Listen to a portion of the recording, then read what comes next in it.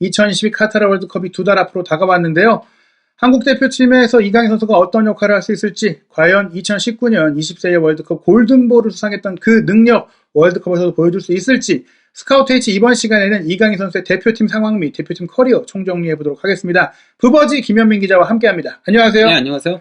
이강인 선수, 사실 이 사진 당시에 정말 놀라웠습니다. 정말 네. 피파 회장도 있고, 피파 20세 이하 월드컵 결승에 올라간 것도 놀랐는데, 골든볼을 수상했습니다. 그리고 이제는 대표팀의 일원인데요. 일단은 커리어 살펴보죠. 예, 이강인 선수 같은 경우는 만 16세 때 이제 19세 이하 팀에서 월반에서 뛰기도 했었고요. 그리고 이제 만 18세 때는 20세 이하 팀에서 뛰기도 했었고, 그때 심지어 성인 대표팀까지도 데뷔를 했었죠. 그러니까 그 얘기는 다음 대회, 그러니까 원래 이제 열렸어야 했던 2021년 대회에도 나올 수 있는 선수였음에도 골든볼을 받았다는 거네요. 네, 그렇죠. 그렇다고 할 수 있겠는데요. 일단 그래도 하나씩 조금 살펴보자면요. 이강인 선수가 그래도 조금 두각을 먼저 드러냈던 거는 툴론컵이었거든요. 네, 이 툴론컵이 프랑스에서 열리는, 세계적으로 이제 21세 이하 레벨에서는 가장 그 친선 대회 중에서는 권위가 높죠. 근데 이제 한국 같은 경우는 이때 그 2019년 20세 이하 월드컵에 데뷔해가지고 어린 팀이 나갔어요. 그래서 어린 팀이 나가가지고 그래서 3전 전패를 당하긴 했었거든요. 그러면서 조별리그에서 조기 탈락을 하긴 했었는데요. 그럼에도 불구하고 이강인 선수는 굉장히 인상적인 활약을 펼치면서 대회 MVP, 그러니까 베스트 선수 4위를 기록했습니다. 이게 이제 유망주 대회다 보니까 베스트 선수만 뽑는 게 아니라 이제 순위를 쫙 뽑고 그 평가의 결과를 내고 그걸 또 레키프에서 함께 하게 되는데 이강인 선수가 3전 전패한 팀에서 올라갔다는 것 자체가 경기 임팩트를 보여주는 거고 실제로 어시스트, 득점, 본인이 할 수 있는 거를 많이 좀 보여줬었어요. 네. 그러면서 심지어 대회 베스트 11에도 이름을 올렸어요. 심지어 공격형 미드필더로. 3전 전패팀 공격형 미드필더가 베스트 11이다. 그리고 함께 뽑힌 그 몇몇을 보면은 지금 좀 아는 선수들도 있습니다. 네, 라이네스, 멕시코의 메시로 불리던, 그리고 빌모어, 조금 기대만큼은 크진 못했지만, 그리고 페루 같은 선수도 있고, 왼쪽 풀백에. 그렇죠. 우드먼 골키퍼, 저희가 그 핸더슨 얘기할 때 나왔던 핸더슨보다 항상 앞서 나갔던 선수인데, 지금은 조금 역전된. 잉글랜드의 좀 유망한 미드필더는 쿡도 있고요. 그리고 존스톤도 있고 그랬었죠. 그리고 이제 바로, 대망의 2019년 20세 이하 월드컵에 나와가지고, 그때 2골 4도움을 올리는 괴력을 과시하면서. 심지어 이게 다 이제 중요한 경기들이 나왔습니다. 대회 초반 첫 경기였던 포르투갈전은 솔직히 많이 밀렸어요. 근데 이 경기 밀리다가 0대1로 정말 한 골만 내주고 패한 게 신의 한 수가 됐다. 그 뒤에 남아공 잡고 아르헨티나전 2대1 승리를 거두는 과정 속에 정정용 감독이 그 현재 마요르카가 쓰고 있는 5-3-2 대형으로 바꾸면서 성적을 내고 경기력이 좋아지기 시작했고 그때 이강인 선수가 공격 포인트를 마구마구 만들기 시작했습니다. 그러면서 이때 이제 베스트 우리나라의 기본적인 베스트 11이었던 거였는데요. 그때 오세훈이 이제 장신 빅공격수를 맡고 이강인 선수가 사실상 프리로로 뛰었죠. 우리키와 이강인 그거라고 보시면 돼요. 그러면서 이렇게 이제 조금 실리적인 축구를 하면서 이강인 선수한테 조금 공격을 몰빵하는 형태로 해서 그래서 이제 준우승을 차지했던 거였죠. 원래는 공격 미드필더 썼었는데 그 역할을 섰을 때는 그 발렌시아 시절처럼 조금 아쉬운 면들도 있다가 올라가서 잘했고 수비도 5백 쓰니까 좀 안정이 됐습니다. 그러면서 이강인 선수가 대회 최우수 선수인 골든볼을 수상하게 됐습니다. 연속된 공격 포인트를 보면은 당연히 자연스러운 부분이다. 우크라이나가 우승을 했지만 우크라이나는 한 명이 특별히 돋보이기보다는 여러 선수들이 좀 그리고 잘했거든요. 우크라이나에서는 가장 어쨌건 간에 그래도 두각을 드러낸 선수는 골키퍼인 루닌이었죠. 그렇죠. 근데 골키퍼한테 골든볼을 주기가 조금 애매한 부분도 있고 하다 보니까. 결승전에서도 이강인 선수가 페널티킥도 처리했고. 골 넣었죠. 개인적인 활약을 봤을 때는 이론의 여지없는 이견이 나오지 않는 골든볼이었어요. 참고로 그 결승골이 어쨌건 간에 아시아 선수 첫 20세 이하 월드컵 결승전 골이긴 했어요. 왜냐면은 이전에 카타르하고 일본이 한번 그 20세 이하 월드컵 결승전까지 올라갔었어요. 근데 둘 다 준우승이었고 무득점 패배였거든요. 그렇기 때문에 이강인 선수가 아시아 선수는 처음으로 이제 20세 이하 월드컵에서 골을 넣었던 거였고요. 그때 그리고 이강인 선수가 어쨌건 간에 결승전에 골 넣은 게 그 아시아 선수는 첫 그 결승전 골이거든요. 이전에도 20세 이하 월드컵에 아시아 팀이 결승까지 올라간 적은 2번 있었어요. 아랍에미레이츠가 한 번 있었고요. 일본이 한 번 있었는데요. 근데 그때는 다 무득점으로 패하면서 준우승에 그쳤거든요. 근데 한국 같은 경우는 어쨌건 간에 골을 넣으면서 패했었기 때문에 그렇기 때문에 이강인 선수가 아시아 선수는 처음으로 이제 득점을 기록하게 된 거였죠. 결승전에서. 사실 그 골든볼도 아랍에미리트의 그 당시 마타르가 어린 나이에 꽤 곽강 받았었고 또 아랍에미리트에서 또 이제 당시에 좋은 아랍에미레이츠의 메시로 불렸었죠? 예. 하지만 이제 뭐 동아시아로 본다면 이강인 선수가 새로운 역사를 만든 거죠. 솔직히 서아시아, 동아시아 인종이 좀 다르잖아요. 예. 그리고 어쨌거나 이 21세기 이후에 이제 20세 이하 월드컵 그 골든볼 위너인데요. 사비올라도 있었고, 그리고 메시가 있었고, 또 아구에로가 있었고, 예, 물론 뭐 아디야는 조금 망했고, 엘리케, 뭐 아우메다도 조금, 예, 기대 이하긴 하지만 포그바 있었고, 아다마 트라우레 있었고, 솔랑키 있었고, 예, 뭐 이런 거죠, 예. 솔랑키도 지금 그래도 본머스에 예, 괜찮게 하고 있어요, 예. 그리고 무엇보다 메시가 이 2세 월드컵 골든볼의 상징적인 또 존재잖아요. 그렇죠, 예. 한국의 메시라는 얘기를 들을 수 있었던 것도 이 골든볼이 좀 영향력이 좀 있었다. 볼 수 있고, 포그바도 대표적인 또 골든볼의 수상자죠. 이거 보니까 또 마타르가 좀 불쌍해진다. 왜냐면 아랍에미레이츠의 메시라고 불렸는데, 메시가 뒤에 수상한 더 어린 선수야. 아랍에미레이츠 메시. 아니, 원래 왜냐면, 먼저 뜨면은 무조건 그렇죠. 그렇게 되니까. 아르헨티나의 마타르인데. 어찌됐거나, 이강인 선수가 정말 지금 봐도 믿기지 않는 골든볼을 받은 건데요. 그리고 나서 뭐 당연히 월드컵을 준비하는 벤투호에도 이제 포함이 됐습니다. 예, 일단 뭐 먼저 발탁된 거는 2019년 3월에 발탁이 되긴 했었어요. 근데 그때는 뛰지 못했었고요. 이게 그러니까 뭐 정복한 거죠. 예, 한국 대표팀 역대 7번째 어린 나이에 뽑힌 거였었고요. 9월에 있었던 이제 그 조지아하고의 그 유럽 원정 평가전에서 이제 A매치 데뷔전을 치렀었거든요.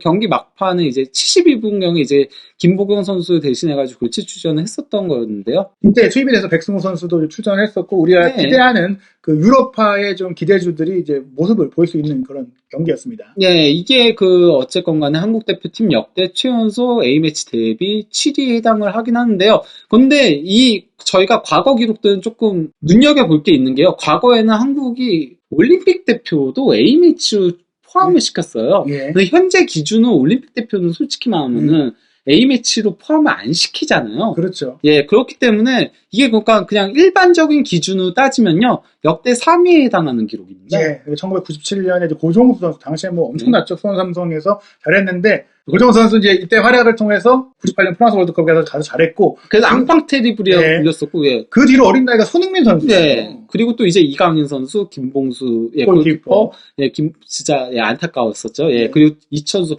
다 어쨌건 간에 천재 소리 들었던 사람들이에요. 그렇습니다. 그러니까 이강인 선수도 그런 이제 대열에 아주 어린 나이에 뭐 두각을 나타냈고, 그리고 이제 빠르게 또 공격 포인트가 대표팀에서 나옵니다. 10월에 있었던 이제 스리랑카하고의 월드컵 예선 2차 예선이었죠. 예. 이때 황희찬 선수의 골을 어시스트를 했었습니다. 이때는 약간 좀 그 메짤라 역할로 나왔었어요. 사실 워낙 상대가 약하다 보니까 거의 압도적으로 이제 경기를 하면서 상대 지역에서만 플레이를 했고, 이 도움이 하나지만 실제로는 더 많은 공격 포인트를 올릴 정도로 활약을 했고, 또 기점이 그러니까 득점이 됐던 상황에 관여한 것도 많이 있었지만, 일단 스리랑카니까 사실은 뭐 그렇게 뭐 의미가 있다고 보기 좀 어려워요. 그건 그렇죠. 8대0 대승이기도 했고. 하지만 일단은 대표팀에서 빨리 족적을 남긴 것은 좀 인상적인 부분이고, 그리고 다른 선수들 중에서도 또 인상적인 플레이를 보였기 때문에 상대 수준이 떨어져도 이강인 선수가 대표팀에서 자리를 차지할 수 있겠구나, 이런 기대를 충분히 줬습니다. 예, 하지만은 이제 그 12월에는 조금 근육 부상도 있기도 했었고요. 그래도 어쨌건 간에 뭐 그 2019년에 인상적인 모습들을 보여주면서, 특히 뭐 20세 이하 월드컵이 가장 컸죠. 예, 그러면서 이제 그 아시아 올해의 영플레이어 상도 수상을 했었고요. 그리고 또 이제 대한축구협회에서 시상하는 한국 올해 영플레이어 상도 수상을 했죠. 뭐 골든볼을 받은 것 자체로 이미 뭐 다른 후보자들과는 뭐 경쟁이 안 되는 뭐 예정된 수상이었다고 볼 수 있겠는데요. 그리고 나서 좀 아쉬웠던 게 이제 대표팀에서 생각만큼 자리를 잡지 못했다, 그런 부분이거든요. 예, 뭐 일단은 그가 부상도 있었고, 그리고 코로나가 터져가지고 나오지 못하다가 그래도 바로 기회를 줬었어요. 베스트 감독이 코로나 다시 재개됐을 때 불렀는데, 유럽에서 경기 칠 때였죠. 예, 그때 근데 이제 멕시코 카타르전에 교체 출전을 하다가 일본전에 이제 선발 출전하게 됐었는데요. 이때 가짜 9번에 배치를 했었는데 좀 무리였죠. 약간 좀 실험을 해봤어요. 상대도 일본인데 일본이 뭐 만만한 팀도 아닌데 일본에서 했고, 일본은 유럽파도 꽤 많이 들어왔단 말이죠. 예, 그래서 그러다 보니까 이강인 선수가 이 경기에서는 솔직히 그렇게 인상적인 모습을 보여주지 못했거든요. 사실 근데 이강인 선수뿐만 아니라 우리 대표팀이 그냥 전체적으로 뭐 그냥 다 밀렸죠. 최근에 일본한테 좀 그러고 있긴 하죠. 뭐 일단 이강인 선수 한 명만의 문제는 아니지만 이때 좀 사실 벤투 감독이 이런 선택을 내린 것은 이강인 선수가 사실 이제 발렌시아에서도 겪었던 미드필드에서 뛰었을 때 좀 그런 문제점, 그나마 최전방에 가면 수비적인 문제에 있어서 덜 이제 드러나겠다 싶어서 써봤으나 어찌됐거나 이제 이 실험은 실패를 했습니다. 네.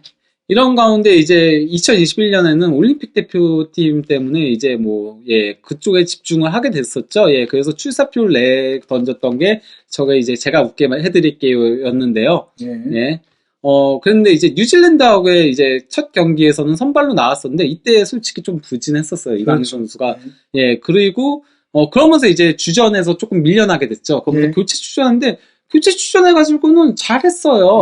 예, 루마니아전에 2골 넣기도 했고, 온두라스전에도 골 넣기도 했고, 했지만은, 그래도 더 이상 선발 기회는 주어지지 않았었죠. 당시에 김학범 감독도 이제 아무래도 올림픽의 결과를 내려면 역시나, 우리는 좀 수비가 먼저고, 좀 이제 많이 떼어주는 선수가 필요한 측면에서 이강인 선수를 쪼코로 활용을 했습니다. 그런 것도 있었는데요. 또 이제 경쟁도 치열했어요. 그렇죠. 일단 와일드카드로 권창훈 선수가 오기도 했었고요.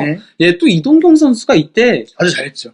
솔직히 도쿄올림픽은 이동경이었죠. 그렇죠. 예, 이름값 백지다이라고 했잖아요. 그리고 사실 이때 퍼포먼스 때문에라도 벤투 감독의 통인 대표팀도 이동경 선수가 왼발잡이로서 이선 자원인데 거기서도 사실은 이재성, 권창훈 등이 있어서 황희범까지 있기 때문에 주전으로 못 뛰잖아요. 백업이 이동경인데 거기보다 이강인 선수가 좀 밀린다. 이런 평가들이 있었습니다. 네, 그래서 이강인 선수가 선발로 나오지 못하는 게 이상하지 않다라고 평가들이 나왔었죠. 그렇죠. 왜냐면 멕시코전도 우리나라가 대패를 하긴 했지만 이동경 선수가 2골 넣었었거든요. 리오넬 메시라고 했죠. 그때 퍼포먼스, 그때 컨디션, 그때 전반적인 흐름은 솔직히 이제 나이도 높은 형이니까 또 스페인에 있는 이강인 선수보다 이동경이었다. 그리고 이제 김진규 선수도 무난하게 프리트였고. 이강인 선수한테 기회가 많이 주어지지 않은 건 안타까웠지만은 이때 이동경은 막을 수가 없었다. 그러니까 그래서 이동경이 더 중용된 거는 어쩔 수 없었다가 되는 거죠. 그 측면 공격 자원도 빠른 스피드를 갖고 있는 엄원상, 이동준 같은 선수들이 있고 그렇죠. 또 피지컬이 괜찮은 송민규도 있었기 때문에 게다가 공격수 황의조까지 불렀잖아요. 이강인 선수를 중심으로만 또 김학범 감독이 운영할 수는 없었습니다.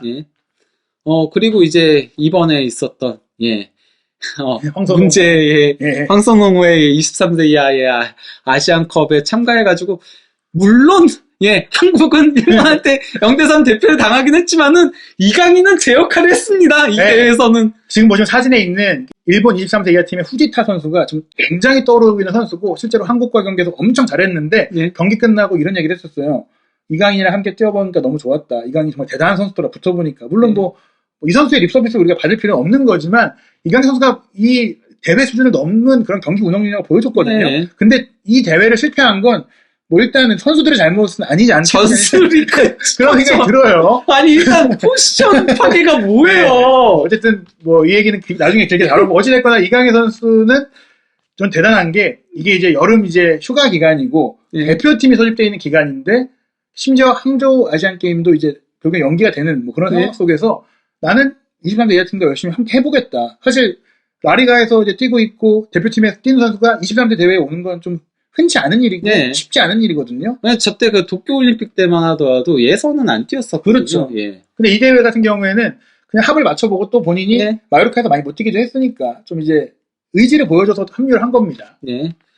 그리고 이제 마요르카에서 좋은 활약을 펼친 덕에 이번에 이제 9월 평가전 명단에 이름을 당당히 올렸는데요. 그러니까 원래는 사실 마요르카에서 잘하기 전까지만 해도 벤투 감독의 안중에 아예 사실 없는 상태였어요. 왜냐면 1년 반 동안 안 부른 선수니까 월드컵을 앞둔 최종 평가전에 부를 리가 없잖아요. 그래서 사실 올림픽 대표팀의 평가전에 포스터에 이강인 선수가 있었는데 한 달 사이에 정말 급변했죠. 그리고 이제 대표팀에 선발이 됐는데 이강인 선수가 어쨌건 간에 대표팀에 선발된 데는 일단 마요르카의 활약상이 결정적이었고요. 거기에 대해서는 벤투 감독도 얘기했잖아요. 그거를 외면할 수 없었다라고 얘기를 했고 또 어쨌건 간에 벤투 감독이 이강인을 아예 배제하지는 않았었다라고 항상 얘기들이 나오고 있더라고요. 항상 염두에는 두고 있었는데 어떻게 쓸지에 대한 그런 고민들은 조금 있었다라고 하는 데다가 또 경쟁자에 가까운 이동경 선수라던가 지금 좀 부상이나 아니면 부진이나 이런 것들이 이어지면서 1년 사이에 그러니까 상황이 바뀌었죠. 지금 사실 부상이 컸죠.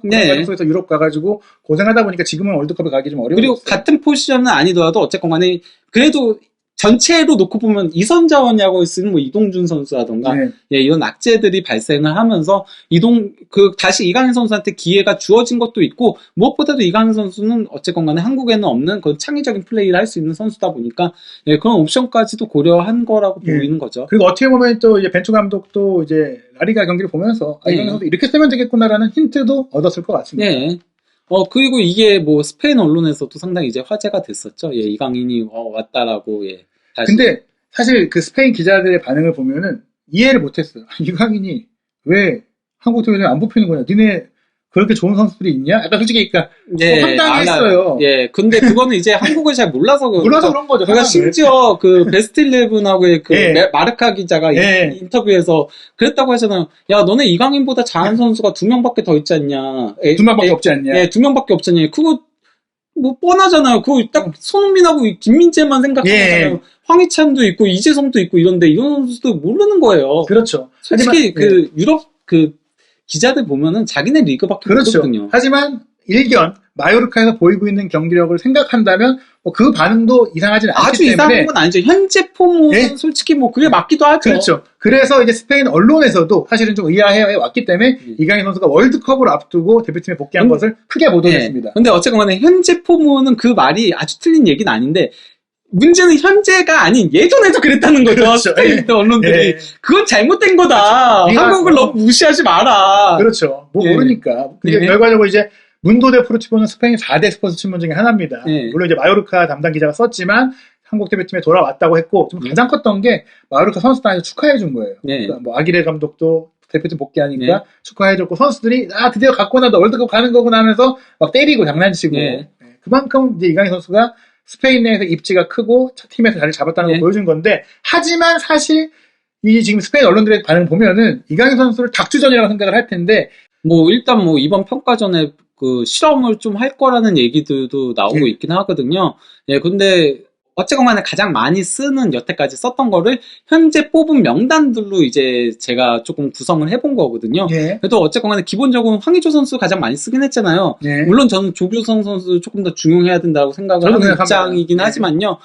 그리고 또 이제 기본적으로 4-2-3-1을 가져갈 때는 이재성 선수가 조금 더 공격적인 역할을 맡았었고, 좌우에 이제 손흥민과 이제 황희찬이 거의 주로 섰었고요.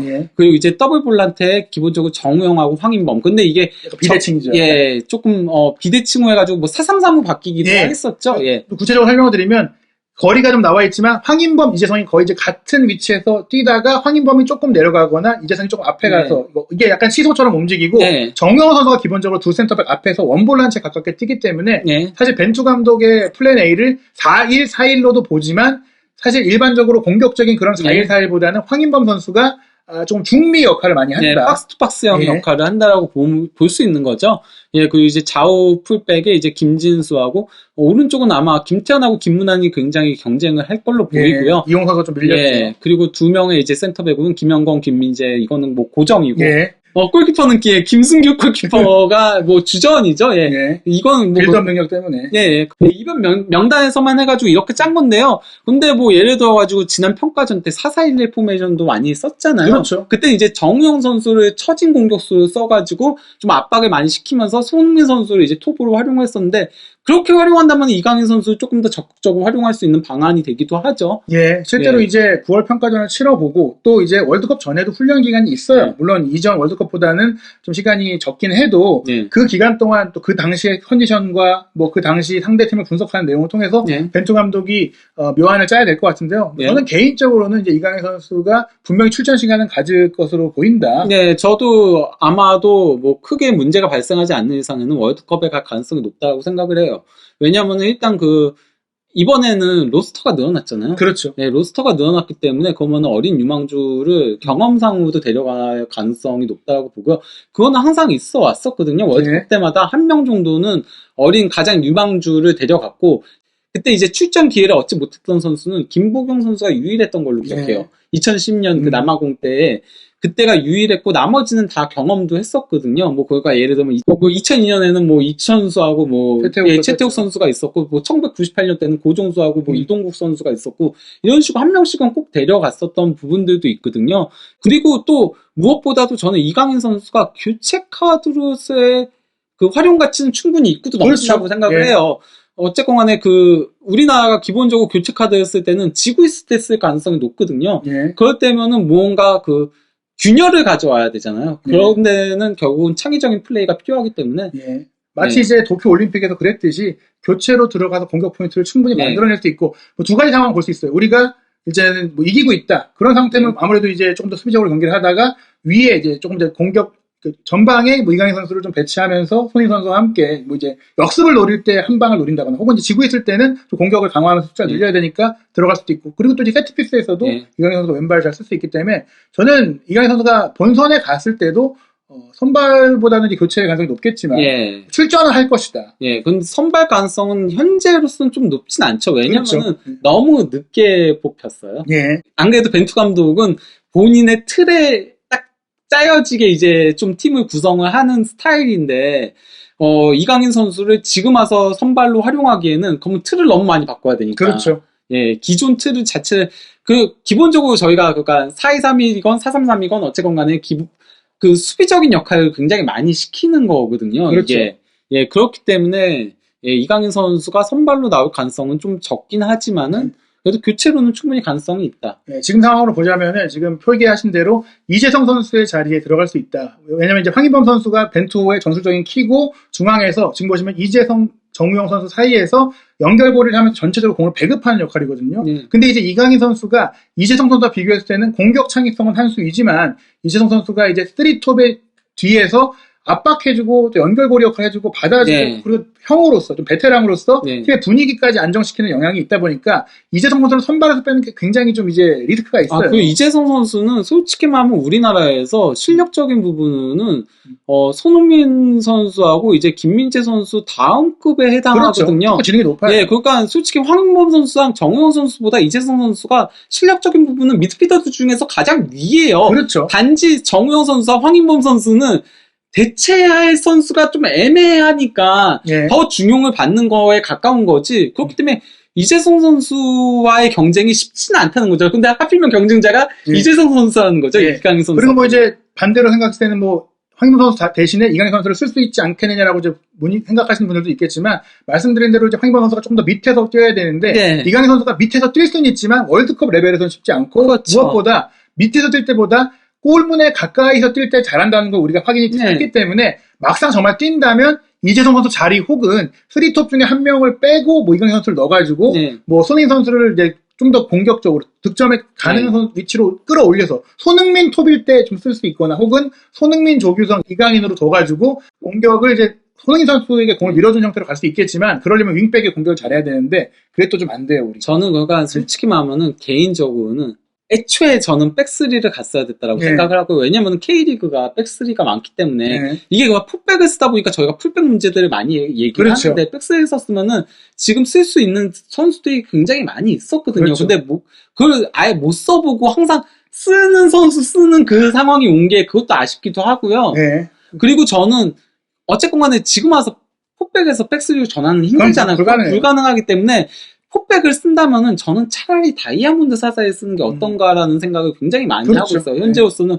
왜냐면은 손흥민 선수는 톱에서도 좋은 모습을 보여주고 있고, 그렇기 때문에 저는, 그리고 황희찬 선수도 현재는 어쨌건 팀에서 조금 경쟁에서 밀려났잖아요. 그리고 나머지 윙자원들이, 양현준 선수는 현재 폼은 좋지만 나이가 어리고, 사실 뭐 이제 이번에는 또 엄원상이 부상이라서 뽑힌 것도 있고, 그리고 또 나머지 윙자원들의 폼이 그렇게 좋지 못하거든요. 나성호도 좀 부상이에요. 저는 그러면 차라리 정우영 홀딩에 그 이재성하고 황인범을 이제 두 명을 맥잘라에 쓰고, 공격형 미드필더에 이강인을 쓰면서 정우영을 또, 아니면 뭐 정우영이 수비적으로 뭐 부딪히면서 이강인이 뭐 창의적인 플레이를 하던가, 그 상대 팀에 따라서 역할을 번갈아가면서 쓰는 형태로 가는 게 가장 이상적이지 않을까 개인적으로 생각을 하고. 저도 그렇게 생각해요. 솔직히 이제 제가 개인적으로 봤을 때는 말씀하신 대로 손흥민 선수가 지금 대표팀의 롤로는 본인이 제일 잘하는 그 득점에 대한 부분을 기여하지 못하다 보니까 대표팀만 오면 골을 못 넣는다는 얘기를 듣거든요. 그래서 내려오고 자꾸. 근데 그렇게 할 게 아니라 황희조 선수가 이제 올림피아코스에 가서 여러 가지로 이제 고전을 하고 있는데, 손흥민 선수를 커버해줄 수 있는, 많이 뛰어주면서 포스트 플레이가 된 조규성 선수가 쪽으로 지워주고, 그 바로 뒤에 이강인 선수를 배치해서 손흥민 선수 쪽으로 골이 많이 들어갈 수 있게 만드는 형태로 이제 셋의 공격을 몰빵하고 황인범, 이재성은 전방 압박 함께 해주면서 공 연결해주고 나머지 선수들은 다 수비하는 그러니까 그런 형태는 어떻게 보면 이제 마요르카가 쓰고 있는 5-3-2 대형에서 조금은 이제 변형된 형태가 있어서 그렇죠. 우루과이든 포르투갈이든 한 수 위라는 것을 인정한다면 선수비 후역습으로 그렇게 가야 된다. 네, 저도 그렇게 생각을 하고 있습니다. 근데 벤투 감독은 자기의 플랜 A가 확고한 감독이라서 4-1-4-1 두고 빌드업 하잖아요. 그거는 아시아 예선은 되는데 아쉽다. 그래서 저는 정말 벤투가 이제 월드컵을 앞두고 갑자기 계시를 받는 거죠. 큰 깨우침을 야 평가 좀 해보고 카메룬한테 뭐 잘 안 돼가지고 이거 안 되겠구나. 그러면 이게 다른 방법을 몇 달 동안 2달 동안 생각해보자 해가지고 바꿨으면 좋겠다. 뭐 그런 생각을 해보는데 그렇게 된다면 이강인 선수가 충분히 저는 선발로서 뛰고 본인의 재능을 보여주고 그리고 2달 사이에 폼이 더 좋아질 수 있는 거잖아요. 그러면 정말 이강인을 쪼크로 쓸 거냐 혹은 황인범, 황희조 선수의 폼이 지금 올림피아코스가 경쟁이 될 선수를 많이 데려오면서 좀 떨어질 수가 있단 말이에요. 거기다가 감독도 경질되고 이래저래 저기는 안 좋은 일들이 많죠. 그렇다면 폼이 안 좋은 선수를 감독이 무리해서 쓰기가 어렵기 때문에 이강인을 택하게 될 경우에 전술 변화를 시도할 수 있다. 그래서 아직까지는 월드컵 열리기까지 시간이 있기 때문에 이강인 선수가 대표팀의 주전으로 갑작스럽게 도약할 가능성도 완전히 배제할 수는 없다. 그리고 그렇기 때문에 이번 9월 평가전이 중요하고 카메룬전이 매우 중요할 것 같습니다. 카메룬과의 경기에서 실제로 이제 이강인 선수는 뛸 거라고 생각을 해요. 어느 시점이 되든지. 그리고 손흥민 선수는 거의 2경기 다 풀타임을 뛸 예정이라서 손흥민 선수 합도 볼 거거든요. 벤투 감독이 이 카메룬과의 평가전을 통해서 실험한다면서요. 손흥민 선수 좀 한 경기 쉬게 하자. 아닙니다. 상대도 백업 나오는데 카메룬 벤투 감독은 손흥민 선수를 빼는 사람이 아니에요. 손흥민 선수를 뺀 실험은 의미 없는 실험이라는 거죠. 손흥민이 없으면 어차피 질 건데 뭐하러 경기를 하냐. 손흥민이 있는 상태만 실험한다. 그래서 어찌됐거나 저는 그 카메룬전에 손흥민, 이강인의 조합이 어떻게 펼쳐질지 너무나 이제 궁금하고요. 그 경기를 보고 이제 월드컵에 대한 이야기 계속해서 이어가도록 하겠습니다. 한줌TV는 2022 월드컵에 대한 모든 소식도 준비하고 있으니까요. 또 스카우트 H를 통해서 월드컵 참가 선수에 대한 분석, 많은 기대 부탁드리겠습니다.